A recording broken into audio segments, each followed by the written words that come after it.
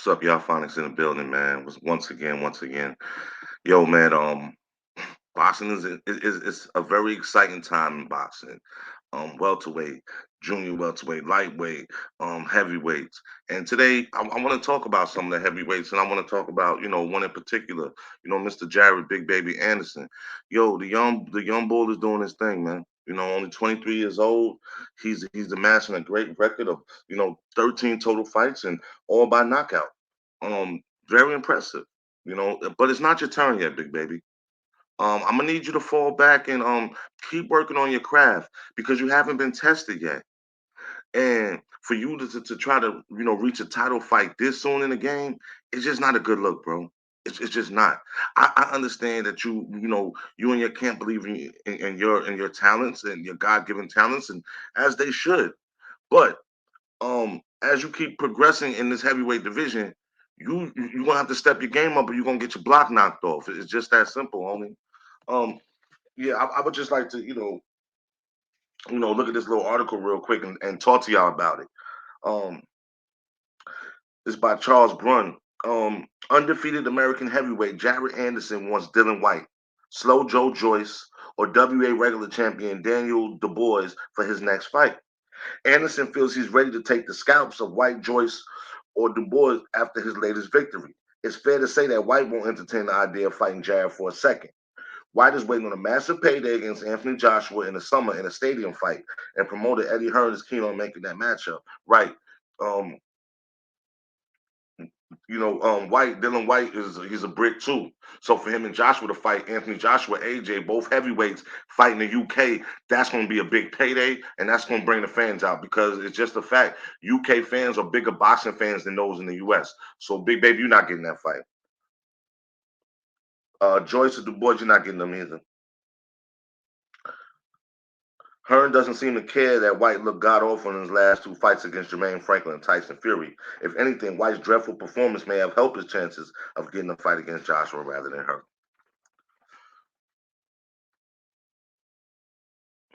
The 23-year-old Anderson is ready to step up after his brilliant second-round knockout win over Jerry Forrest on December 10th at Madison Square Garden in New York. In the fight, Anderson threw an unbelievable 111 punches in the first round alone, which is an unheard of number for a heavyweight. That's the kind of number that fighters throw in the lighter weight classes. Even then, it takes a unique fighter to throw that many shots without gassing out and winding up as easy pickings for their opponents. Anderson looked as fresh as a daisy in the second round after carpet bombing Forrest in the first round with 111 shots. That's understandable. I get all of that, and that's cool. But when you going up against the better heavyweight fighters, they're not going to go for that. I mean, I'm gonna go through Jared Anderson's the fighters his opponents records, um, and we'll start from his current fights and work all the way down to his first fight. Jerry Forrest, 26-6-2. That was his last fight. Knockout in the second round. That's an impressive. That's an okay record. Six losses is shameful, but I mean, 26 wins, two draws. Mijan Rovikane, that was August 27th of this year. KO in the second round. He was 24-3-0. So he is getting experienced fighters, but they do have blemishes on their record. Alexander Teslekno, 17-2-0. He TKO'd him in the second round. That was December 2021. Vladimir Tereshkin, 22-1-1. He TKO'd him in the second round. Jeremiah Carpensy, 16-3-1, KO'd in the second round. A lot of these fighters appear to be journeymen. They don't appear to be top tier talent. And that's okay when your young fighter is coming up, and I get it. And again, I'm working back, you know what I'm saying? 2020 of October, Luis Pena, 6-2-0. TKO'd him in the first round. I forgot Kingsley Ibe, February 2021, KO'd him in the sixth round, 8-2-1. Rodney Hernandez, 13-10-2, TKO'd in the fourth. That was September 2020. July 2020, Hector Perez, 7-5-0. He TKO'd him in the first round. Johnny Langston, June of 2020, 11-3-0. TKO'd him in the third round. January 2020, Andrew Satterfield, 4-7-1. TKO'd him in the first round. November 30th, my birthday, 2019, Stephen Caron, 2-4-1. He TKO'd him in the first round in October 2019, his first professional heavyweight fight against Daniel Infante, whose record at that time was whose record is 1-3-0. KO'd him in the first round. Mike Tyson was 20 years old when he won the title. However, Mike Tyson had 27 fights up to that point. So that's more than double what Big Baby has at this point. So I'm just gonna need you to keep brawling, homie. Like keep brawling, like yo, stay in there. You know what I'm saying? Stay in there. Because right now the top heavyweight, you got Tyson Fury, 33-0-1, Alexander Usyk, who's 20-0, Deontay Wilder, 43-2-1, Joshua, 24-3. That's just the top four. These fighters, if you look at, I'm calling out their numbers because you can see the experience. They've been getting it in. Now, Joe Joyce, 15-0, and he's 37 years old. Andy Ruiz, 35-2. And I don't think he could beat Andy Ruiz. Andy Ruiz, he got hands, man. He can fight. Joseph Parker can fight. He's 30-3. Dylan White is 29-3. Frank Sanchez, 21-0.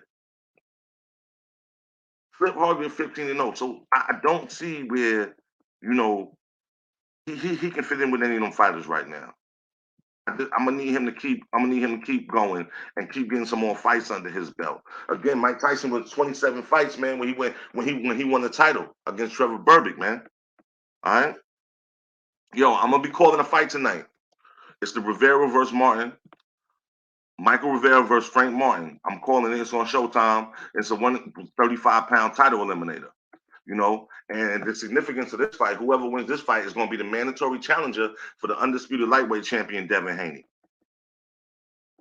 So check that out. I'm doing the main event. I'm not doing no undercards. I'm just going to do the main event, which should probably come on like 11 o'clock Eastern Standard Time. So this is definitely, what I'm saying, a good matchup. You know what I'm saying? You got Frank, you know what I'm saying, the Ghost Martin. He's at 16-0, 12 KOs. Rivera's 24-0, 14 KOs. So, this is definitely a good fight to, to watch, yo. And I hope y'all come out, man, and watch it with me. And I'm gonna call that, and we're gonna, see what them see how that fight goes and the implications moving forward with Devin Haney, unless Devin Haney plans on moving up. But I just, I'm gonna reiterate this. It's not your turn right now, big baby. I'm gonna need you to keep staying in the lab. You're an excellent fighter. I believe in you. I believe in your progress. But I'm gonna need you to take some time because you don't want smoke with them other guys, man. Even though as bad as Dylan White looked in his last fight, which I saw, he looked real bad. He pointed his way to a victory. I don't think you got enough for him. I just don't. These other heavyweights, I believe that they can absorb your punches a little bit better and they can counter them. And you really haven't gotten hit yet. Yeah, you took a few hits from Forrest in his last fight, but you really haven't gotten hit yet. So that's what I'm gonna need you to do. Gain more experience in the ring, get more distance under you, get more hits under you, take more hits and give more hits, and then we'll see moving forward. Yo, I want y'all to like, man, subscribe, share the video, man. It's your boy Finest, man, talking that fight talk, man. That's what I do, man. You feel me? Yo, again, Showtime tonight, man. We're gonna check this fight out together and we're gonna talk about it, all right? Yo, y'all be safe out there.